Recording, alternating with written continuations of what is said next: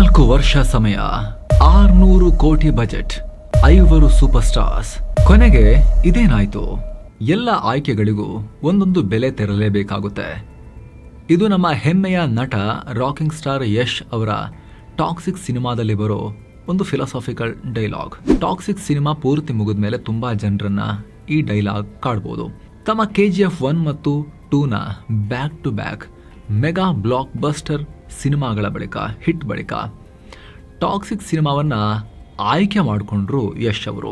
ಈ ಸಿನಿಮಾಗೆ ಯಶ್ ಅವರು ತಮ್ಮ 4 ಅಮೂಲ್ಯ ವರ್ಷಗಳನ್ನ, ಪ್ರೈಮ್ ಇಯರ್ಸ್ ಅನ್ನ 1 and 2 ಬಳಿಕ ಅವರು ಬೇಕಾಗಿದ್ದ ಮೂವಿಗಳನ್ನು ಮಾಡೋಕೆ ಬೇಕಾಗಿದ್ದ ಪ್ರೊಡ್ಯೂಸರ್ ಬರ್ತಾ ಇದ್ರು ಅವ್ರ ಮನೆಗೆ, ಬೇಕಾದ್ರೆ ಬಂದು ನಿಂತಿದ್ರು ಕೂಡ. ಆದರೆ ತಾನೇ ರಿಸ್ಕ್ ಕೈ ಹಾಕಿದ್ರು. ತಮ್ಮ ಸಮಯವನ್ನು ಮೀಸಲಿಟ್ಟರು 4 ವರ್ಷಗಳನ್ನು. 2022ರ ಏಪ್ರಿಲ್ನಲ್ಲಿ KGF 2 ಬಂದ ಬಳಿಕ 2026ರಲ್ಲಿ ಟಾಕ್ಸಿಕ್ ಬಂದಿರೋದು. ಇದರಲ್ಲಿ ಯಶ್ ಜೊತೆಗೆ ಕಿಯಾರಾ ಅಡ್ವಾಣಿ, ತಾರಾ ಸುತಾರಿಯಾ, ಹುಮಾ ಕುರೇಶಿ, ರುಕ್ಮಿಣಿ ವಸಂತ್, ನಯನ್ತಾರಾ ಇಂತಹ ಮೆಗಾ ಫೀಮೇಲ್ ಸ್ಟಾರ್ಸ್ ಕೂಡ ಇದ್ದಾರೆ. ಈ ಸಿನಿಮಾಗೆ ಹತ್ತತ್ರ 600 ಕೋಟಿ ರೂಪಾಯಿ ಖರ್ಚಾಗಿದೆ ಅನ್ನೋ ರಿಪೋರ್ಟ್ಸ್ ಇವೆ. ಸಿನಿಮಾ ನೋಡಿದ್ರೂ ಕೂಡ ನಿಮಗೆ ಖರ್ಚು ಮಾಡಿರೋದು, ದುಡ್ಡು ಸಿಕ್ಕಾಪಟ್ಟೆ ಸುರಿದಿರೋದು ಪ್ರತಿ ಫ್ರೇಮ್ನಲ್ಲೂ ರಿಚ್ನೆಸ್ ಕಾಣುತ್ತೆ. ಆಗಸ್ಟ್ 26ನೇ ತಾರೀಕು ಬಿಡುಗಡೆಯಾದ ಟಾಕ್ಸಿಕ್ ಮೊದಲ ದಿನವೇ 140 ಕೋಟಿ ರೂಪಾಯಿ ಗಳಿಸ್ತು ಅನ್ನೋ ರಿಪೋರ್ಟ್ಸ್ ಕೂಡ ಇದೆ. ಯಾಕಂದ್ರೆ ಅರ್ಲಿ ಬುಕಿಂಗ್ಸ್ ಓಪನ್ ಆಗಿಬಿಟ್ಟಿತ್ತು. Toxic cinema theatre collection, OTT rights, TV rights ಎಲ್ಲ ಸೇರಿ ಇನ್ನೂ 100 ಕೋಟಿಯನ್ನ ಗಳಿಸೋದ್ರ ಬಗ್ಗೆ ಅಷ್ಟೊಂದು ಡೌಟ್ಸ್ ಇಲ್ಲ. ಆದರೆ IMDBನಲ್ಲಿ ರೈಟ್ ನಾವು ರೇಟಿಂಗ್ ಎಷ್ಟಿದೆ ಅಂತ ಸ್ವಲ್ಪ ಸ್ಕ್ರೀನ್ ಮೇಲೆ ನೀವು ನೋಡ್ತಾ ಇದ್ದೀರಾ ಸ್ನೇಹಿತರೆ. ಸಾವಿರಾರು ಜನ ಯಾವ ಥರದ ರಿವ್ಯೂಸನ್ನು, ರೇಟಿಂಗನ್ನು ಕೊಟ್ಟಿದ್ದಾರೆ ಅಂಥೇಳಿ ನೋಡಿದವರು, ಯೂಸರ್ಸ್, ರಿವ್ಯೂವರ್ಸ್ ಎಲ್ಲ. ಸೊ ಹೀಗಿರಬೇಕಾದ್ರೆ ಇಲ್ಲಿ ಯಶ್ ಅವರ ಹೆಸರು ದೊಡ್ಡ ಬ್ರ್ಯಾಂಡ್ ಅಲ್ವಾ. After KGF 1 and 2, Kannada cinema ರಂಗದಲ್ಲಿ KGF 1 and 2 ಎರಡೇ ಮೂವಿ ಮಾಡಿರೋದಲ್ಲ, ಅದಕ್ಕಿಂತ ಹಿಂದೆ ಕೂಡ ಬಹಳ ಒಳ್ಳೊಳ್ಳೆ ಮೂವಿಗಳನ್ನು ಕೊಟ್ಟಿದ್ದಾರೆ ಅವರು, ಯಶ್ ಅವರು. ಕಿರಾತಕ, ಗೂಗ್ಲಿ, ಸುಮಾರು ಕೊಟ್ಟಿದ್ದಾರೆ ಆ ರೀತಿ ಮೂವೀಸ್ನ. ಅವರ ಗ್ರಾಫ್ ಮೇಲಕ್ಕೆ ಹೋಗ್ತಿತ್ತು. ಅದು ಫುಲ್ ಹೀಗೆ ವರ್ಟಿಕಲ್ ಕ್ಲೈಂಬ್ ಆಯಿತು ಅಲ್ವಾ KGF 1 and 2 ಆದಮೇಲೆ. ಅದಾದ ನಂತರ ಯಶ್ ಬರೀ ಒಬ್ಬ ವ್ಯಕ್ತಿ ಮಾತ್ರ ಆಗಿರಲಿಲ್ಲ. ರಾಕಿಂಗ್ ಸ್ಟಾರ್ ಯಶ್ ಅಂದರೆ ಆ ಹೆಸರೊಂದು ಬ್ರ್ಯಾಂಡ್ ಆಗಿತ್ತು. ಬ್ರ್ಯಾಂಡ್ KGF ಅಲ್ಲಿ ಹೇಳ್ತಾರಲ್ಲ, ಅದು ಆ ಸಿನಿಮಾಗೆ ಸೀಮಿತ ಆಗಿರಲಿಲ್ಲ. ರಾಕಿಂಗ್ ಸ್ಟಾರ್ ಯಶ್ ಅನ್ನೋದು ಕೂಡ ಆ ಅಕ್ಷರಗಳು ಮತ್ತು ಆ ಅಕ್ಷರಗಳು ಜೋಡಿಸಿ ಆಗೋ ಆ ಪದಗಳು, ರಾಕಿಂಗ್ ಸ್ಟಾರ್ ಯಶ್, ಆ 3 ಪದಗಳು ಒಟ್ಟಿಗೆ ಸೇರಿದಾಗ ಅದೊಂದು ಬ್ರ್ಯಾಂಡ್ ಆಗಿತ್ತು. ಈಗ ಈ ಸಿನಿಮಾ, ಟಾಕ್ಸಿಕ್ ಸಿನಿಮಾ, ಆ ಬ್ರ್ಯಾಂಡ್ ವ್ಯಾಲ್ಯೂವನ್ನು ಜಾಸ್ತಿ ಮಾಡುತ್ತಾ ಕೆಳಗೆ ಮಾಡುತ್ತಾ ಅನ್ನೋ ದೊಡ್ಡ ಚರ್ಚೆ ನಡೀತಾ ಇದೆ. ಇಲ್ಲಿ ಗೀತು ಮೋಹನ್ ದಾಸ್ ಅವರ ಬ್ರ್ಯಾಂಡ್ ಏನು ಕೆಳಗೆ ಹೋಗೋದಿಲ್ಲ. ಯಾಕಂದರೆ ಅವರು ಅಷ್ಟು ದೊಡ್ಡ ಮೂವಿಗಳನ್ನು ಈ ಹಿಂದೆ ಮಾಡೇ ಇರಲಿಲ್ಲ. KVN ಅವ್ರದ್ದು, ಅವ್ರ ಗ್ರಹಚಾರನೋ, ಅವ್ರ ಟೈಮ್ ಸರಿ ಇಲ್ವೋ, ಅವರಿಗೆ ಪದೇ ಪದೇ ಕೋರ್ಟಿಗೆ ಹೋಗಬೇಕಾಗ್ತಾ ಇದೆ, ನಮ್ಮ ಸಿನಿಮಾ ಬಗ್ಗೆ ಏನು ಕೂಡ ಅಪಪ್ರಚಾರ ಆಗಬಾರ್ದು ಅಂಥೇಳಿ. ಆದರೆ ಎಲ್ಲಕ್ಕಿಂತ ದೊಡ್ಡ ಪಣ ಇಲ್ಲಿ ಇಟ್ಟಿದ್ದು ಯಶ್ ಅವರು, ಅವರ ಬ್ರ್ಯಾಂಡ್ ವ್ಯಾಲ್ಯೂವನ್ನು. ಆದರೆ ಅಲ್ಟಿಮೇಟ್ಲಿ ಆಗಿದ್ದೇನು ಸ್ನೇಹಿತರೆ? ಒಂದು ಒಳ್ಳೆ ಸಿನಿಮಾ ಅಂದರೆ ಏನು ಹೇಳಿ? ಒಬ್ಬ ವ್ಯಕ್ತಿ ತನ್ನ ಜೀವನದ 108 ಜಂಜಾಟಗಳ ನಡುವೆ ಒಂದಿಷ್ಟು ಹಣ, ತನ್ನ ದುಡಿಮೆ ದುಡ್ಡು, ಒಂದಿಷ್ಟು ಸಮಯ ಇದೆಲ್ಲ ಖರ್ಚು ಮಾಡಿ ಥಿಯೇಟರ್ಗೆ ಹೋಗಿ ಕೂರೋದು ಮನರಂಜನೆಗಾಗಿ. ಮನರಂಜನೆಗೆ ಬೇರೆ ಬೇರೆ ಸಬ್ ಫ್ಲೇವರ್ಸ್. ಕೆಲವೊಂದು ಸಿನಿಮಾಗಳು ಕಣ್ಣಂಚಲ್ಲಿ ನೀರು ಬರೋ ರೀತಿಯಲ್ಲಿ ಭಾವನೆಗಳ ಹೊಯ್ದಾಟದಲ್ಲಿ ತೇಲಿಸಿಬಿಡ್ತವೆ. ಇನ್ನು ಕೆಲ ಸಿನಿಮಾಗಳು ಮನಸ್ಸು ಮಗು ರೀತಿ ಹಗುರ ಆಗಬೇಕು, ಅಷ್ಟು ನಕ್ಕು ಜೀವನದ ಸಮಸ್ಯೆಗಳ ಒಂದಷ್ಟು ಹೊತ್ತು ಮರೆತು ಹೋಗಿ ಹಾರ್ಟ್ ಸ್ಟೇಬಲ್ ಆಗಬೇಕು. ಆ ರೀತಿ ಕಾಮಿಡಿ ಮೂವೀಸ್ ಇರ್ತವೆ, ಮನರಂಜಿಸ್ತವೆ. ಅಥವಾ ಏನೋ ಹೊಸ್ತನೇನೋ ತಿಳ್ಕೊಂಡೇನೋ ಸಂತೃಪ್ತಿಯನ್ನು ಕೊಡಬೇಕು. ಅಥವಾ ಹೌದಲ್ಲ, ಬದುಕಿನ ಬಗ್ಗೆ ಹಿಂಗೂ ಥಿಂಕ್ ಮಾಡ್ಬೋದಲ್ವಾ ಅನ್ನೋ ಹೊಸ ನೋಟವನ್ನಾದರೂ ಕೊಡೋ ಥರ ಇರಬೇಕು. ಅಥವಾ ಜೀವನದಲ್ಲಿ ಏನಾದರೂ ಸಾಧಿಸೋಕೆ ಹೊಸ ಸ್ಫೂರ್ತಿ ಸಿಗೋ ರೀತಿಯಾದರೂ ಇರಬೇಕು, ಆ ಕ್ಷಣಿಕವಾದರೂ ಓಕೆ. ಅಥವಾ ಎದೆ ಝಲ್ ಎನಿಸಿ ಏನೋ ಒಂದು ವಿಚಾರ ತೀವ್ರವಾಗಿ ಕಾಡೋಕೆ ಶುರುವಾಗಬೇಕು, ಚಿಂತನೆಗೆ ಹಚ್ಚಬೇಕು. ಅಥವಾ ಭಯಂಕರವಾದ ಥ್ರಿಲ್ಲನ್ನು ಕೊಡಬೇಕು, ಆ ರೋಮಾಂಚನವನ್ನು ಕೊಡಬೇಕು, ರೋಮ ನಿಂತ್ಕೊಳ್ಳೋ ರೀತಿ ಆಗಬೇಕು. ಈ ಸಸ್ಪೆನ್ಸ್ ಥ್ರಿಲ್ಲರ್ ಮೂವಿಗಳು ಮಾಡ್ತಾವಲ್ಲ, ಆ ಕ್ಯಾಟಗರಿ ಮೂವೀಸ್. ಈ ಥರ ಬೇರೆ ಬೇರೆ ಫ್ಲೇವರ್ಸ್ ಇದೆ ಮೂವಿಯಲ್ಲಿ. ಇವುಗಳಲ್ಲಿ ಎಲ್ಲವೂ ಹದವಾಗಿ ಅಥವಾ ಯಾವುದಾದ್ರೂ ಒಂದು ಡಾಮಿನೆಂಟ್ ಆಗಿ ಇದರಲ್ಲಿ ಇರಬೇಕು. ಆಗ ಮಾತ್ರ ಪ್ರೇಕ್ಷಕರಿಗೆ ಆ ಸಿನಿಮಾ ಇಷ್ಟ ಆಗುತ್ತೆ. KGF ನೋಡಿದಾಗ, ಧುರಂಧರ್ 1 and 2 ನೋಡಿದಾಗ, ಕಾಂತಾರ 1 ನೋಡಿದಾಗ ಖಂಡಿತ ತುಂಬ ಜನರಿಗೆ ಇಂತಹದ್ದೇ ಫೀಲ್ ಆಗಿದೆ. ನಮಗೂ ಆಗಿದೆ. ಕಾಂತಾರ 1 ನೋಡಿದಾಗಂತೂ ನನಗೆ ತಡ್ಕೊಳಕ್ಕಾಗದೆ ಜೀವನದಲ್ಲೇ ಯಾವತ್ತೂ ಮಾಡದೇ ಇರೋ ಥರ ಕಾಂತಾರ ಒಂದು ಫಸ್ಟ್ ಹಾಫ್ ಮುಗಿದ ತಕ್ಷಣ ಥಿಯೇಟ್ರಲ್ಲೇ ಹೊರಗೆ ಬಂದು ಅದ್ರದ್ದು ರಾ ಫೀಲಿಂಗ್ ಹೋಗಬಾರ್ದು ಅಂತ first half review first half ಮುಗಿದ ತಕ್ಷಣ ಥಿಯೇಟ್ರಲ್ಲೇ ರೆಕಾರ್ಡ್ ಆಗಿತ್ತು ನಂದು. ಆ ಥರ ಅನಿಸಿತ್ತು. KGF 1 and 2 ಕೂಡ ಅಷ್ಟೇ ಲ್ಯಾಂಡ್ ಮಾರ್ಕ್ ಸಿನಿಮಾಸ್. ಜೊತೆಗೆ ಸಿನಿಮಾ ಮುಗಿದ ಮೇಲೂ ಕೂಡ ಸ್ನೇಹಿತರೆ ಯಾವುದೋ ಒಂದು ಹಾಡು, ಯಾವುದೋ ಒಂದು ಡೈಲಾಗ್, ಯಾವುದೋ ಒಂದು ಸೀನ್ ಮೆದುಳಲ್ಲಿ ಲೂಪ್ ಥರ ಮತ್ತೆ ಮತ್ತೆ ಬಂದು ಹೋಗೋ ರೀತಿ ಇರಬೇಕು. ನಮಗೆ ಈ ಹಿಂದಿನ ಸಕ್ಸಸ್ಫುಲ್ ಮೂವೀಸ್ ಅಂತ ತೆಗೆದಾಗ ಆ ರೀತಿ ಆಗಿದೆ. ನಮಗೆ ಆಲ್ಬಮ್ಸ್ ಕೂಡ ಹಿಟ್ ಆಗಿರ್ತವೆ ಮೂವಿದು, ಸಾಂಗ್ಸ್. ಈ ಟಾಕ್ಸಿಕ್ ನೋಡೋದೆಲ್ಲ ಪ್ರಯತ್ನವನ್ನು ಪಡಲಾಗಿದೆ. ಭೀಕರ ಹೊಡೆದಾಟ ಇದೆ, ಅದ್ದೂರಿತನ ಇದೆ, ರಿಚ್ನೆಸ್ ಇದೆ, ಗ್ಲಾಮರಸ್ ನಟಿಯರಿದ್ದಾರೆ, ಎಲ್ಲ ಇದೆ. ಹಾಗಿದ್ರೂ ಕೂಡ ಸಿನಿಮಾ ನೋಡಿದ ಆಡಿಯನ್ಸ್ ಡಿಫ್ರೆಂಟ್ ಒಪಿನಿಯನ್ಸ್ ಯಾಕೆ ಕೊಡ್ತಾ ಇದ್ದಾರೆ? ಹಾಗಿದ್ರೆ KGF ಧುರಂಧರ್ಗೂ ಟಾಕ್ಸಿಕ್ಗೂ ಏನು ವ್ಯತ್ಯಾಸ? ಕಥೆಯೇ ಜೀವಶಕ್ತಿ. ಸ್ನೇಹಿತರೆ, ಮನುಷ್ಯರಿಗೆ ಆಕ್ಸಿಜನ್ ಎಷ್ಟು ಮುಖ್ಯನೋ ಸಿನಿಮಾಗೆ ಕಥೆ ಕೂಡ ಅಷ್ಟೇ ಮುಖ್ಯ. ಈ ಕಥೆ ಒಂದು ಜರ್ನಿ. ಕಥೆ ಜನರಿಗೆ ಇಷ್ಟ ಆಗಬೇಕಾದ್ರೆ ಸಿನಿಮಾ ಶುರುವಾದಾಗ ಕೇವಲ ಹೀರೋನ ಅಥವಾ ಮುಖ್ಯ ಪಾತ್ರದ ಜರ್ನಿ ಶುರು ಆಗಬಾರ್ದು. ಪ್ರೇಕ್ಷಕರ ಜರ್ನಿ ಕೂಡ ಶುರು ಆಗಬೇಕು. ಜರ್ನಿಯಲ್ಲಿ ಹೀರೋ ಅನುಭವಿಸುವ ನೋವು, ನಲಿವು, ಸುಖ, ದುಃಖ ಎಲ್ಲವೂ ಪ್ರೇಕ್ಷಕರಲ್ಲೂ ಆಗಬೇಕು. ಪ್ರೇಕ್ಷಕರು ತಮ್ಮನ್ನು ತಾವೇ ಹೀರೋ ಅಂದ್ಕೊಂಡು ಅಥವಾ ಹೀರೋಯಿನ್ ಅಂದ್ಕೊಂಡು ಆ ಎಮೋಷನ್ಸನ್ನು ಫೀಲ್ ಮಾಡಬೇಕು. ಹೀರೋ ಯಾರಿಗೋ ಹೊಡೆಯುವಾಗ ಪ್ರೇಕ್ಷಕರಿಗೂ ರೋಷ ಉಕ್ಕಬೇಕು, ತಾನೇ ಪಂಚ್ ಮಾಡಿದೆ ಅನ್ನೋ ಕಿಕ್ ಬರಬೇಕು. ಹೀರೋ ಸಿಕ್ಕು ಬೀಳ್ತಾನೆ, ಹೀರೋಗೇನೋ ಸಮಸ್ಯೆ ಆಗ್ತಿದೆ ಅನ್ನೋ ಸೀನ್ ಬಂದಾಗ ಪ್ರೇಕ್ಷಕ ಕೂಡ ಒದ್ದಾಡಬೇಕು, ಉಸಿರು ಬಿಗಿ ಹಿಡಿಬೇಕು. ಹೀರೋ ಗೆದ್ದಾಗ ಪ್ರೇಕ್ಷಕರು ಗೆದ್ವಿ ಅಂತ ಅನ್ನಿಸ್ಬೇಕು. ಸಿನಿಮಾ ಮುಗಿದು ಹೊರಗಡೆ ಬಂದಾಗ ಪ್ರೇಕ್ಷಕರಲ್ಲಿ ಒಂದು ಭಾವ ಹರಳುಗಟ್ಟಿರಬೇಕು. ಇಷ್ಟೆಲ್ಲ ಆಗಬೇಕು ಅಂದರೆ ಮೊದಲು ಸಿನಿಮಾದ ಸ್ಟೋರಿ ಲೈನ್ ಗಟ್ಟಿಯಾಗಿರಬೇಕು. ಫಾರ್ ಎಕ್ಸಾಂಪಲ್ KGF ಸಿನಿಮಾವನ್ನೇ ತಗೊಳ್ಳಿ. KGFನಲ್ಲಿ ಒಂದು ಗಟ್ಟಿಯಾದ ಕಥೆ ಇದೆ, 2 ಮೂವಿ ಮಾಡುವಷ್ಟು ಕತೆ. 3 ಬಂದರೂ ಕೂಡ ಮಾಡಿ ಅಂತ ಆಡಿಯನ್ಸ್ ಕೇಳೋ ಲೆವೆಲ್ಗೆ. 1951ರಲ್ಲಿ ಓರ್ವ ಬಡ ಮತ್ತು ರೋಗಿಷ್ಠ ತಾಯಿಗೆ ಹುಟ್ಟುವ ಮಗ ರಾಕಿ KGF ಅನ್ನೋ ಚಿನ್ನದ ಗಣಿಯ ಅಧಿಪತಿಯಾಗೋ ಕತೆ. ಇದು ಧೂಳಿನಿಂದ ಅಧಿಪತಿಯಾಗೋ ಕತೆ. ಇದರಲ್ಲಿ ರಾಕಿ ತನ್ನ ತಾಯಿಗೆ ಕೊಡುವ ಭಾಷೆ ಇದೆ. ಉತ್ತರ ಕರ್ನಾಟಕ ಭಾಗದಲ್ಲಿ ಬೆಳೆಯುವ, ಆ ಬಳಿಕ ಮುಂಬೈ ಸೇರುವ, ಅಲ್ಲಿ ಕ್ರೈಮ್ ಲೋಕಕ್ಕೆ ಕಾಲಿಡುವ, ಅಲ್ಲಿಂದ KGFನಲ್ಲಿ ವಿಲನನ್ನು ಹೊಡೆಯೋಕ್ಕೆ ಸುಪಾರಿ ಪಡೆದು ಬರುವ ಕಥೆ ಒಂದು ಕಂಪ್ಲೀಟ್ ಸರ್ಕಲ್ ಥರ ಸುತ್ತುತ್ತೆ. ಧುರಂಧರ್ ಕೂಡ ಅಷ್ಟೇ.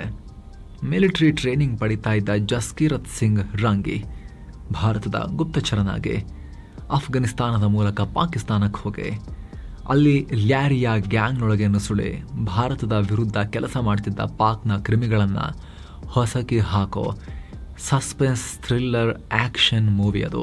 ಇಲ್ಲಿ 2 ಸಿನಿಮಾಗಳಲ್ಲಿ ಯಾರು ಯಾರನ್ನ ಯಾಕಾಗಿ ಹೊಡಿತಾರೆ ಅನ್ನೋದಕ್ಕೆ ಬಲವಾದ ಕಾರಣಗಳಿವೆ. ಹೊಡಿಲೇಬೇಕು, ಅಷ್ಟು ಸ್ಟ್ರಾಂಗ್ ರೀಸನ್ಸ್ ಇವೆ. ಈ ಸಿನಿಮಾದಲ್ಲಿ ಕಥೆಗಾಗಿ ಕೊಲೆಗಳು ನಡೆಯೋದಿಲ್ಲ, ಕೊಲೆಗಳು ಕಥೆಗಳ ಭಾಗಗಳು. ಅದು ಬಿಟ್ಟು ಸ್ನೇಹಿತರೆ, ಒಂದು ಸಿನಿಮಾದಲ್ಲಿ ಸಾವಿರಾರು ಜನರನ್ನ ಕೊಲ್ಲೋಕ್ಕಿಂತ ಮುಂಚೆ ಕಥೆನೇ ಕೊಂದು ಹಾಕಿಬಿಟ್ರೆ ಹೇಗಾಗುತ್ತೆ? ಸಿನಿಮಾ ಶುರು ಆಗ್ತಿದ್ದ ಹಾಗೆ ಸಿನಿಮಾದಲ್ಲಿ ಏನಾಗ್ತಿದೆ, ಯಾರು ಯಾವ ಪಾತ್ರಕ್ಕೆ, ಯಾವ ಪಾತ್ರದ ಗುರಿ ಏನು ಅಂತ ಪ್ರೇಕ್ಷಕರು ಅರ್ಥ ಮಾಡಿಕೊಳ್ಳೋ ಮೊದಲೇ ಫೈರಿಂಗ್ ಶುರು ಆಗಿಬಿಟ್ರೆ ಆಮೇಲೆ ಮೂವಿ ಶುರುವಾಗಿರೋದು ಎಂಡ್ ತನಕ ಡಮ್ ಡಮ್ ಡಮ್ ಡಮ್ ಬ್ಲಾಸ್ಟ್, ಡಮ್ ಡಮ್ ಡಮ್ ಡಮ್ ಗುಂಡು ಮತ್ತೆ ಬ್ಲಾಸ್ಟ್ ಇದೇ ಕಂಟಿನ್ಯೂ ಆಗ್ತಾ ಇದ್ರೆ ಮುಧೋಳ್, ಗೋವಾ, ಹಾಂಗ್ಕಾಂಗ್ ಅಂತ ಪಟಪಟ ಚೇಂಜ್ ಆಗೋ ಸೀನ್ಸ್ ಮತ್ತು ಎಲ್ಲಿ ನೋಡಿದ್ರು ಕಾಮನ್ ಆಗಿರೋ ನಾನ್ ಸ್ಟಾಪ್ ಫೈಟಿಂಗ್.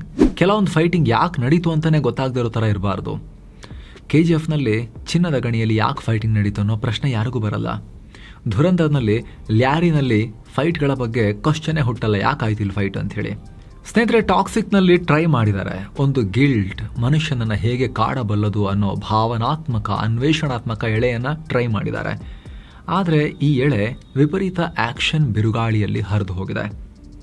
ಪರಿಣತ ನಿರ್ದೇಶಕರ ಕೊರತೆ ಎದ್ದೆದ್ದು ಕಾಣಿಸ್ತಾ ಇದೆ. ಇದು ಯಾರ ತಪ್ಪು? ಅನನುಭವಿ ಗೀತು ಮೋಹನ್ ದಾಸ್ ಅವರ ತಪ್ಪ? ಇಷ್ಟು ದೊಡ್ಡ ಮೂವಿನ ಮಾಡೋಕ್ಕೋರಿ ಸಾಮರ್ಥ್ಯ ಇರಲಿಲ್ವಾ? ಅಥವಾ ಯಶ್ ಅವರ ತಪ್ಪ? ಅವರ ಆಯ್ಕೆ ತಪ್ಪ? ಯಾಕೆ ಅಂತ ಹೇಳಿದ್ರೆ ಇಲ್ಲಿ ನಿರ್ದೇಶಕಿ ಮತ್ತು ಪ್ರೊಡ್ಯೂಸರ್ ಸ್ಟೋರಿನ ಫೈನಲೈಸ್ ಮಾಡಿಕೊಂಡು ಹೀರೋ ಯಾರು ಹಾಕೋಣ ಇದಕ್ಕೆ, ಯಶ್ ಅವ್ರನ್ನ ಹಾಕೊಳ್ಳೋಣ ಆ ರೀತಿ ಹಾಕ್ಕೊಂಡಿರೋದಾ?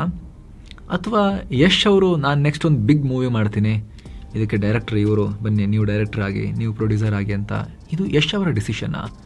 ಈ ಚರ್ಚೆ ಈಗ ನಡೀತಾ ಇದೆ. Time to feel. ಸ್ನೇಹಿತರೆ, ಸಿನಿಮಾ ಸ್ಪೀಡ್ ಆಗಿರಬೇಕು, ಬೇಗ ಬೇಗ ಸಾಗಬೇಕು ನಿಜ. KGF ಕೂಡ ತುಂಬ ಫಾಸ್ಟಾಗಿ ಮೂವ್ ಆಯಿತು. ಆದರೆ ಆ ಫಾಸ್ಟಾಗಿ ಮೂವ್ ಆಗೋ ಟೈಮ್ನಲ್ಲಿ ಆ ಸಿನಿಮಾದ ಲಾರಿ ಕಥೆಯನ್ನು ಟೈರ್ ಕೆಳಗಡೆ ಹಾಕಿ ಹತ್ತಿಸ್ಕೊಂಡು ಮೇಲಕ್ಕೆ ಹೋಗಿಲ್ಲ. KGF 1 and 2 ಆಗಿರ್ಬೋದು, ಅಥವಾ ಯಾವುದೇ ಈ ಹಿಂದಿನ ದುರಂಧರಲ್ಲಾದರೂ ಆಗಿರ್ಬೋದು. ಸಿನಿಮಾ ಫಾಸ್ಟಾಗಿ ಹೋಗೋ ಟೈಮ್ನಲ್ಲಿ ಸ್ಟೋರಿಯನ್ನು ರಥದ ಮೇಲಿರೋ ಉತ್ಸವ ಮೂರ್ತಿ ಥರ ಮೇಲಕ್ಕೆ ಸ್ಟೋರಿಯನ್ನು ಎತ್ತಿಡ್ಕೊಂಡು ಅದು ಫಾಸ್ಟಾಗಿ ಹೋಗಿದೆ. ಆ ಸಿನಿಮಾಗಳಲ್ಲಿ ಒಂದು ಸಿನಿಮಾವನ್ನು ಫೀಲ್ ಮಾಡೋಕ್ಕೆ ಟೈಮ್ ಇರಬೇಕು, ಒಂದು ಬ್ರೀದಿಂಗ್ ಸ್ಪೇಸ್ ಇರಬೇಕು. ನಿಮ್ಮ ಮುಂದೆ ಒಳ್ಳೆ ಊಟ ಇಟ್ಟು ತಿನ್ನು ಬೇಗ ತಿನ್ನು ಟೈಮ್ ಇಲ್ಲ ಅಂದರೆ ಹೇಗೆ ತುತ್ತು ಮಾಡಿ ಬಾಯಿಗೆ ಇಟ್ಕೊಂಡ್ರೆ ರುಚಿ ಹೇಗಿದೆ ಅಂತ ಹೆಂಗೆ ಫೀಲ್ ಮಾಡೋಕ್ಕಾಗತ್ತೆ ಹೇಳಿ. ದುರಂಧರ್ನಲ್ಲಿ ನೋಡಿ ಲ್ಯಾರಿಯನ್ನು ಅರ್ಥ ಮಾಡ್ಕೊಳ್ಳೋಕೆ ಟೈಮ್ ಕೊಟ್ಟಿದ್ದಾರೆ. KGFನಲ್ಲಿ ಚಿನ್ನದ ಗಣಿಯನ್ನು ಅರ್ಥ ಮಾಡ್ಕೊಳ್ಳೋಕೆ ಫೀಲ್ ಮಾಡೋಕೆ ಟೈಮ್ ಕೊಟ್ಟಿದ್ದಾರೆ. ಪ್ರೇಕ್ಷಕರು ಸಿನಿಮಾ ಕಥೆಯ ಜೊತೆ ಕನೆಕ್ಟ್ ಆಗೋಕೆ ಟೈಮ್ ತುಂಬ ಮುಖ್ಯ, ಕಾಂಟೆಕ್ಸ್ಟ್ ತುಂಬ ಮುಖ್ಯ. ಈ ಸಿನಿಮಾ ಕಥೆ ಎಲ್ಲಿ ನಡೀತಾ ಇದೆ, ಯಾವ ಕಾಲದಲ್ಲಿ ನಡೀತಾ ಇದೆ, ಆಗ ಕಾಲ ಹೇಗಿತ್ತು, ಯಾರು ಆಳ್ತಾ ಇದ್ರು, ಆಳುವವರ ಗುರಿ ಏನಾಗಿತ್ತು, ಅವ್ರು ಒಳ್ಳೆಯವರ ಕೆಟ್ಟವರ, ಅದೇನ ವ್ಯವಹಾರ ಹೇಗಿತ್ತು, ಸಾಮಾಜಿಕ ಜೀವನ, ಆರ್ಥಿಕತೆ ಇತ್ಯಾದಿಯನ್ನು ಪ್ರೇಕ್ಷಕರಿಗೆ ಜಾಸ್ತಿ ಟೈಮ್ ತಗೊಳ್ಳದೆ ಬಟ್ ಕ್ಲಿಯರ್ ಆಗಿ ಅರ್ಥ ಮಾಡಿಸೋದು ತುಂಬ ಮುಖ್ಯ. ಇದು ಅಡಿಪಾಯ. ಧುರಂಧರ್ ಸಿನಿಮಾ ನೋಡಿದ್ರೆ ಅದರ ಕಾಂಟೆಕ್ಸ್ಟ್ ನೀಟಾಗಿ ಅರ್ಥ ಆಗುತ್ತೆ. ಓಕೆ, ಅಡುಗೆ ರೆಡಿ ಇದೆ, ಊಟ ಮಾಡೋಣ ಅಂತ ವೀಕ್ಷಕ ಕುತ್ಕೊಳ್ತಾರೆ. KGF ಕೂಡ ಅಷ್ಟೇ. ಆ ಜಾಗನೂ ಹುಡ್ತು ಅವನು ಹುಟ್ಟದ ಅನ್ನೋ ಡೈಲಾಗ್ ಅಳಿಸೋಕ್ಕಾಗಲ್ಲ, ಹಂಗೆ ಕೂತ್ಕೊಂಡಿದೆ. KGF ಸಿನಿಮಾದ ಕಾಂಟೆಕ್ಸ್ಟನ್ನು ಜನರಿಗೆ ಅರ್ಥ ಮಾಡಿಸುತ್ತೆ. ಅದು KGF ಕಲ್ಪನೆಯಾಗಿದ್ರು ಕಥೆಯ ಹಿನ್ನೆಲೆ ಜನರಿಗೆ ಅರ್ಥ ಆಗುತ್ತೆ. ಆದರೆ ಟಾಕ್ಸಿಕ್ನಲ್ಲಿ ಮುಧೋಳ್ನಲ್ಲಿ ಏನಾಯಿತು, ರಾಯನ ಅಪ್ಪನ ಬಗ್ಗೆ, ಅಪ್ಪನ ಲೀಗಸಿಯನ್ನು ಮುಂದುವರಿಸೋದ್ರ ಬಗ್ಗೆ ರಾಯ ಮಾತಾಡ್ತಾರೆ. ಆದರೆ ರಾಯನ ಅಪ್ಪನ ಕ್ಯಾರೆಕ್ಟರ್ ಯಾರು, ಏನು, ಅವ್ರ ಕಥೆ ಏನು, ಅದು ಕರೆಕ್ಟಾಗಿ ರಿಜಿಸ್ಟರ್ ಆಗೋದೇ ಇಲ್ಲ. ಅಷ್ಟೊಂದು ಮಹತ್ವನೇ ಇಲ್ಲ ಅಂದಮೇಲೆ ಅಪ್ಪ ಮಾಡಿದ್ದನ್ನು ಚೆನ್ನಾಗಿ ಮುಂದುವರ್ಸ್ಕೊಂಡು ಹೋಗಬೇಕು ಅಂತ ರಾಯನ್ ಅಕ್ಕ ಹೇಳೋದು ಯಾಕೆ? ಯಾರೋ ಮಾಡಿದ್ದನ್ನು ಮುಂದುವರ್ಸ್ಕೊಂಡು ಹೋಗೋದಲ್ಲ ಲೆಗಸಿ, ಸ್ವಂತ ಮಾಡಿ ಮೆರಿಬೇಕು, ಅದೇ ಲೆಗಸಿ ಅಂತ ರಾಯ ಹೇಳೋದು ಯಾಕೆ? ಇದೇ ಅರ್ಥ ಆಗೋದಿಲ್ಲ. ಹೀರೋಗೂ ಸವಾಲಿರಬೇಕು. ಸ್ನೇಹಿತರೆ, ಎಲ್ಲರನ್ನ ಹೀರೋ ವಿಡಿಯೋ ಗೇಮ್ ಥರ ಶೂಟ್ ಮಾಡ್ಕೊಂಡು ಹೋದರೆ ಮಜಾ ಇರುತ್ತಾ? ಖಂಡಿತ ಇರಲ್ವಲ್ಲ. ಹೀರೋಗೂ ಚಾಲೆಂಜಸ್ ಇರಬೇಕು, ಎದುರಾಳಿಗಳು ಸ್ಟ್ರಾಂಗ್ ಇರಬೇಕು. ಹೀರೋ ಪ್ರಬಲ ಎದುರಾಳಿಗಳನ್ನು ಹೊಡೆಯೋಕೆ ಸ್ಟ್ರಾಟಜಿ ಮಾಡಬೇಕು. ಇಡೀ ಮೂವಿಯಲ್ಲಿ ಒಂದು ಗುರಿ ಇರಬೇಕು. ಆ ಗುರಿಯನ್ನು ಅಚೀವ್ ಮಾಡೋಕೆ ಹೀರೋ ರಣತಂತ್ರಗಳನ್ನು ರೂಪಿಸಬೇಕು. ಬರೀ ತನ್ನ ದೇಹದ ಮಾಂಸ ತೋಳ್ಬಲವನ್ನು ಬಳಸಿ ಆತ ಹೋರಿ ಥರ ನುಕ್ಕೊಂಡು ಗುದ್ಕೊಂಡು ಹೋಗೋದಲ್ಲ, ಅಷ್ಟಿದ್ರೆ ಸಾಕಾಗತ್ತಾ? ಆತ ರಣತಂತ್ರಗಳನ್ನು ಹೆಣಿಬೇಕು, ಸ್ಟ್ರಾಟಜಿಗಳನ್ನು ಮಾಡಬೇಕು, ವ್ಯೂಹಗಳನ್ನು ರಚಿಸಿ ಅದನ್ನು ಎಕ್ಸಿಕ್ಯೂಟ್ ಮಾಡ್ತಾ ಹೋಗಬೇಕು. ಅದರಲ್ಲಿ ಒಂದು ಭಾಗ ಹೊಡೆದಾಟ, ಕೆಲವೊಂದ್ಸಲಿ ತಪ್ಪಿಸ್ಕೊಂಡು ಓಡ್ ಹೋಗೋದು ಕೂಡ ಇಂಪಾರ್ಟೆಂಟ್ ಆಗಿರುತ್ತೆ. ಪಲಾಯನ ಮಾಡೋದು ಕೂಡ ರಣತಂತ್ರದ ಭಾಗನೇ ಆಗಿರುತ್ತೆ ಅಲ್ಟಿಮೇಟ್ ಯುದ್ಧ ಗೆಲ್ಲೋಕೆ ಅಲ್ವಾ? ಅವಾಗ ಏನಾಗುತ್ತೆ, ಆ ಅನ್ಪ್ರಿಡಿಕ್ಟಬಿಲಿಟಿ ಬರುತ್ತೆ. ವೀಕ್ಷಕ ಹಿಂಗೆ ಆಗುತ್ತೆ ಬಿಡು ಅಂತೇಳಿ ರೋಸಿ ಹೋಗೋದಿಲ್ಲ. ನೆಕ್ಸ್ಟ್ ಏನಾಗುತ್ತೆ ಅಂತ ಕಾಯ್ತಾರೆ. KGFನಲ್ಲಿ ಪೂಜೆಯ ಸೀನ್ನಲ್ಲಿ ಅಡಗಿ ಕೂತು ನೀರಿಂದ ಎದ್ದು ಬಂದು ಹೊಡೆಯೋ ಸೀನ್ ನೆನಪು ಮಾಡ್ಕೊಳ್ಳಿ, ಅದು ಥ್ರಿಲ್ ಕೊಡುತ್ತಲ್ವ ಸ್ನೇಹಿತರೆ. ಹಾಗೆ ದುರಂಧರ್ನಲ್ಲಿ ನೋಡಿ, ಸಿನಿಮಾದಲ್ಲಿ ಹೀರೋ ರೈಟ್ ಟೈಮ್ಗಾಗಿ ಸಾಕಷ್ಟು ಕಾಯ್ತಾನೆ, ಪೆಟ್ಟು ತಿಂತಾನೆ, ಹೋದ ತಕ್ಷಣ ಹೊಡೆದು ತುಳಿದು ಹಾಕ್ತಾರೆ, ಬಟ್ ವೆಯ್ಟ್ ಮಾಡ್ತಾನಲ್ವಾ. ಕೇಡಿಗಳು ಒಳಗಡೆ ಕೈ ಹಾಕಿ ಏನೇನೋ ಮಾಡಿದ್ರು ಕೂಡ ಆತ ಇದು ಪವರ್ ತೋರಿಸೋ ಟೈಮ್ ಅಲ್ಲ ಅಂಥೇಳಿ ವೆಯ್ಟ್ ಮಾಡ್ತಾನೆ. ಇಂಜುರೀಸ್ ಆಗುತ್ತೆ ಆದರೂ ವೆಯ್ಟ್ ಮಾಡ್ತಾನಲ್ವಾ. ಆದರೆ ಹೀರೋಗೆ ಚಾಲೆಂಜೇ ಇಲ್ಲ. ಹೀರೋ ಅವನ ಕೈಯಲ್ಲೊಂದು ಕಳೆ ಸವರೋ ಹೊಲದಲ್ಲಿ ಕಳೆ ಹೊಡೆಯೋ ಮಷಿನ್ ಕೊಟ್ಕೊಂಡ್ರೆ ಕಳೆಗಳು ಏನು ಫೈಟ್ ಮಾಡೋಕ್ಕಾಗಲ್ವಲ್ಲ. ಆ ಥರ ಸವರ್ಕೊಂಡು ಹೋದರೆ ಎದುರಾಳಿಗಳನ್ನು ಸಾವಿರಾರು ಜನ ಅವ್ರ ಹತ್ರ ಎಲ್ಲ ಬಂದೂಕಿದೆ, ಅವ್ರು ಫೈರ್ ಮಾಡ್ತಿದ್ದಾರೆ, ಬಟ್ ಯಾವುದೂ ಬೀಳೋದಿಲ್ಲ. ಹೀರೋ ಕೈಯಲ್ಲಿ ಒಂದು ಕಳೆ ತೆಗೆಯೋ ಮಷಿನ್ ಇದೆ ಅಥವಾ ಬಂದೂಕಿದೆ, ಅವನು ಫೈರ್ ಮಾಡ್ತಾ ಹೋಗ್ತಾನೆ, ಅಥವಾ ಎಲ್ಲ ಆ ಕಳೆ ಮಷಿನಲ್ಲಿ ಸವರ್ತಾ ಹೋದರೆ ಎಲ್ಲ ಮಟ್ಟ ಆಗುತ್ತಲ್ಲ, ಸಾವಿರಾರು ಸೊಪ್ಪು ಹುಲ್ಲು ಎಲ್ಲ ಕಟ್ಟಾಗಿ ಬೀಳುತ್ತಲ್ಲ, ಆ ಥರ ಎದುರಾಳಿಗಳು ನಾಶ ಆಗಿ ಹೋಗಿಬಿಟ್ರೆ ಆ ಕಿಕ್ ಬರುತ್ತಾ? ಜೊತೆಗೆ ಗುರಿ ಸ್ನೇಹಿತರೆ, KGF ಸಿನಿಮಾದಲ್ಲಿ ರಾಕಿ ಜಗತ್ತಿನಲ್ಲಿರೋ ಎಲ್ಲ ಬಂಗಾರವನ್ನು ನಿನಗೆ ತಂದು ಕೊಡ್ತೀನಮ್ಮ ಅಂತ ಹೇಳೋ ಮೂಲಕ ಗುರಿಯನ್ನು ಸ್ಪಷ್ಟಪಡಿಸ್ತಾನೆ.